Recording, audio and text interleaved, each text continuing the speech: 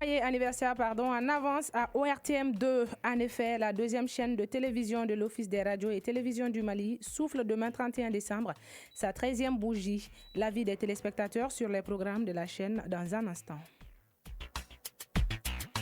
Réveillon 2024, la ville de Bamako vous réserve des merveilles entre villes lumineuses, menus spéciaux et soirées inédites, des lieux de distraction et surtout les mesures de sécurité prises par les forces de l'ordre. Nous vous disons tout dans un instant.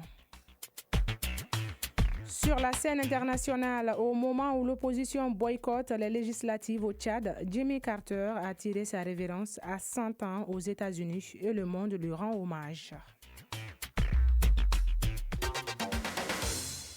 Lundi 30 décembre 2024, mesdames et messieurs, bonjour et bienvenue dans InfoCité.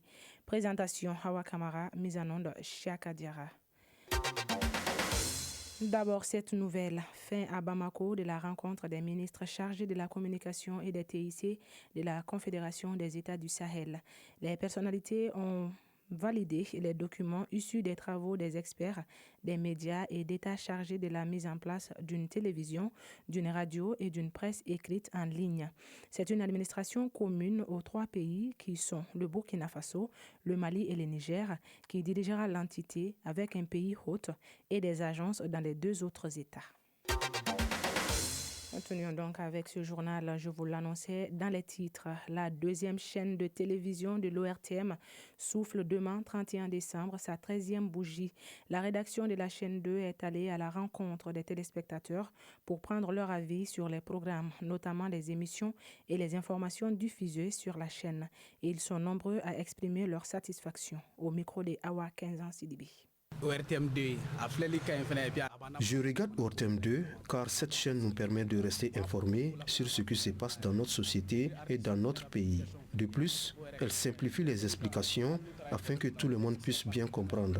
Je regarde leur émission Mousso. Je crois que c'est une bonne initiative parce que ça nous conseille. En tant que femmes, ça nous apprend beaucoup de choses. ORTM2 est ma chaîne préférée. Mes émissions favorites sont Baroda avec Kanouté et l'émission sportive présentée par Siragatou, diffusée chaque lundi. Je regarde souvent ORTM2 et j'apprécie toutes les émissions. Étant originaire de Ouassoulou, j'aimerais que la chaîne diffuse davantage les musiques du terroir. Moi, je suis à la boutique depuis 7 heures. Quand je viens seulement, je mets la télé sur ORTM2 pour regarder l'émission Cocorico. Moi, j'aime beaucoup RTM2 à cause de certaines émissions que le RTM2 passe et puis le journal Bamanagan aussi. Il y a eu beaucoup d'améliorations. Autrefois, j'appréciais beaucoup l'émission Grobine Kene. C'est grâce à elle que j'ai découvert l'artiste Mariamba. À une époque, ORTM2 était ma chaîne préférée. J'encourage la chaîne à continuer dans cette dynamique. Effectivement, Weekend Plus est mon émission préférée sur ORTM2. J'apprécie énormément cette chaîne, notamment parce que cette émission est spécialement conçue pour nous les jeunes et pour les jeunes. Parce que Weekend Plus est en chez nous, Bonne fête donc à ORTM2. Dans le même registre, en cette veille de la fin de l'année 2024, l'ambiance est déjà festive dans les restaurants, boîtes de nuit et maquis de la capitale. Entre menus spéciaux, soirées inédites et innovations, chacun se prépare à marquer cette période de manière inoubliable. Venez avec nous à la découverte des coulisses, des préparatifs, des merveilles que Bamako vous réserve pour les réveillons. C'est avec Mariam Samake. C'est quoi ? Les lumières étincellent déjà, les menus s'affinent et l'effervescence des fêtes de fin d'année s'empare peu à peu des restaurants, boîtes de nuit et maquis de la capitale. Cette année, les acteurs du secteur promettent une expérience unique entre saveurs gourmandes, soirées endiablées et autres surprises festives. Dans certains grands restaurants de Bamako, les chefs se préparent à combiner des plats qui combleront l'attente de la clientèle. Koulibaly Ramatou, restauratrice. Nous prévoyons des spécialités européennes avec quelques mélanges de garnitures, surtout beaucoup de poulet et dindon. Cette année, vraiment, on a mis les petits plats dans les grands. Vu les dispositions prises, nous espérons accueillir à peu près 200 clients. Côté boissons, on a plus opté pour les jus traditionnels, contrairement aux autres années où c'est des boissons classiques. Du côté des boîtes de nuit, l'ambiance promet d'être électrique. Les gérants rivalisent d'idées pour offrir des soirées mémorables à leur clientèle. Mafiati, gérant de boîte de nuit. On a prévu des DJ internationaux, des feux d'artifice et même une tombola pour faire gagner des voyages. On veut que nos clients commencent l'année avec des étoiles pleines de yeux. Du côté des maquis, l'ambiance conviviale reste au rendez-vous, mais avec une touche de nouveauté cette année. Alonso, responsable de maquis. On propose des menus spéciaux pour des groupes avec des plats à partager comme des poissons brisés géants et des boissons offertes. Entre cuisine raffinée, fêtes endiablées et moments de partage dans les maquis, les préparatifs pour les fêtes de fin d'année battent leur plein. Que vous soyez gastronome, danseur ou amateur d'ambiance décontractée, une multitude de choix pour célébrer cette fin d'année en beauté. Les fêtes de fin d'année, c'est la magie dans l'assiette et la folie sur la piste. Alors, préparez-vous à vivre des moments inoubliables, car la fête s'annonce grandiose vu les dispositions. Toujours fête de fin d'année à Bamako, le passage de l'année 2024 à 2025 ne passe pas inaperçu avec les jeux de lumière qui illuminent les monuments et les espaces de loisirs. Les parcs et espaces d'attraction s'animent particulièrement de début décembre à fin janvier, ce qui offre l'occasion à la population de passer des moments magiques. Reportage de Assitan Diakité.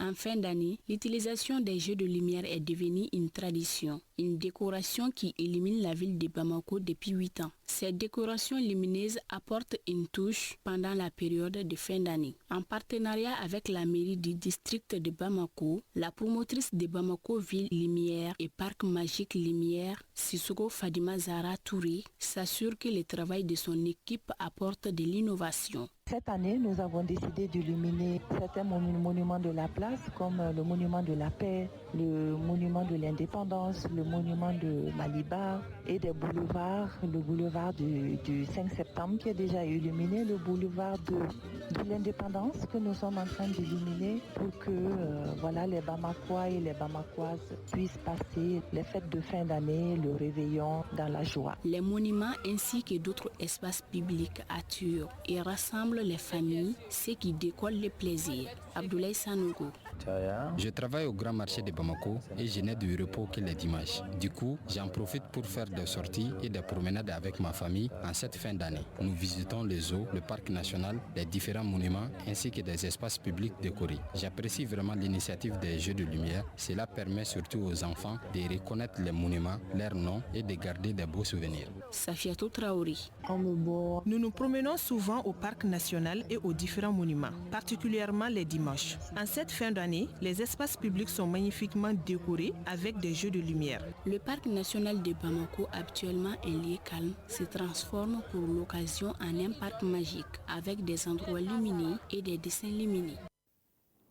Toujours fête de fin d'année. Pour cette fête de fin d'année 2024, les forces de l'ordre et de sécurité ont pris des grandes dispositions pour assurer la sécurité des personnes et de leurs biens. Plusieurs mesures, notamment des patrouilles sillonnant toute la ville de Bamako, sont prises pour garantir un environnement serein et festif.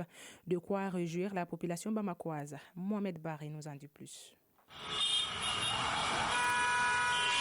En ce moment de fête de fin d'année, l'effervescence gagne les marchés, les rues et les lieux de loisirs. Cependant, cette période festive s'accompagne souvent de risques en matière de sécurité, vols, embouteillages, incidents, entre autres. Alors, les forces de sécurité annoncent des mesures renforcées pour garantir la quiétude des populations. Samba Dansogo, commissaire du 2e arrondissement. Je dirais au niveau vraiment de la sécurité, nous avons pris beaucoup de dispositions.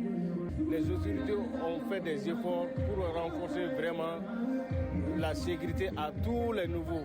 Nous avons les équipes, la patrouille en pédestre, ainsi que les intersections aussi sont animées par nos agents de la sécurité. Du côté des populations, les avis sont multiples et tout le monde est rassuré par la forte présence des forces de l'ordre. D'autres appellent cependant à une vigilance constante. Drissa Keita, citoyen. Je sais que c'est des professionnels, ils connaissent le travail. J'ai juste quelques conseils à donner à nos frères et sœurs, de faire très attention, tout le jour même de la fête. Et souvent là où il y a la foule, tu trouveras toujours des gens mal intentionnés. Et les forces de l'ordre ne peuvent pas suivre tout le monde. Voilà, de savoir là où mettre les pieds. Fatmata Ganou, citoyenne. Sans les forces de l'ordre, la quiétude est totale. Quand les fêtes de fin d'année arrivent comme ça, nous dormons très bien grâce aux forces de l'ordre. Longue vie aux forces de l'ordre. Je profite de l'occasion pour vous souhaiter une bonne et heureuse année 2025. Que la grâce et la protection d'Allah nous accompagnent tout au long de cette année 2025. Les autorités organisent des mesures de sécurité renforcées en créant un cadre sûr pour les célébrations, tout en favorisant un climat de paix durant cette période festive. À présent, le tour d'horizon de l'actualité internationale. Et nous recevons en direct dans ce studio Khadija Traoré pour le développement de l'actualité internationale. Bonjour Khadija. Bonjour Awa. Cette fin d'année, ça se prépare? Oui, un peu. Super, bonne année à vous. Merci à toi. Nous commençons par les législatives au Tchad. L'opposition a boycotté les scrutins. Ces scrutins marquent un tournant important dans le paysage politique du Tchad. Ils interviennent quelques mois après l'élection de Mahamat Idriss Déby à la tête du pays. La principale opposition tchadienne a décidé de boycotter ce scrutin hier. Elle dénonce un manque de transparence dans l'organisation et assure les autorités de ne pas avoir mis en place un processus électoral crédible. Ces élections législatives communales sont aperçues comme une tentative de renforcer les institutions démocratiques et de répondre aux aspirations d'une population en quête de stabilité et de progrès. Au Gabon, une révision des listes électorales est annoncée pour janvier. Intervenu au lendemain de la toute première rencontre entre le président de la transition, Brice Clotaire Oligui Nguema, et Alain-Claude Billy Baïzé, dernier premier ministre d'Ali Bongo. Cette révision concerne en priorité les jeunes qui viennent d'avoir 18 ans et ceux qui souhaitent changer de centre de vote. 158 commissions se chargeront des inscriptions dans le pays contre 23 pour les Gabonais de l'étranger. La révision doit également permettre de radier les personnes décédées et celles qui ont perdu leurs droits civiques. Les prisonniers en détention préventive seront aussi recensés pour leur permettre de voter. Et enfin, cette triste nouvelle aux États-Unis, Jimmy Carter est décédé à 100 ans et la planète lui rend hommage. Les États-Unis observent le 9 janvier prochain une journée de deuil national, a annoncé hier le président Joe Biden en hommage à Jimmy Carter. L'ancien président des États-Unis entre 1977 et 1981 est mort ce dimanche à son domicile à l'âge de 100 ans. Il est cité par plusieurs dirigeants à travers le monde comme un homme de principe, un défenseur des droits des personnes vulnérables. Awa, la mémoire de Jimmy Carter est saluée dans le monde pour son engagement en faveur des droits humains. Que son âme repose en paix. Merci Amen. beaucoup, Khadija, pour toutes ces informations.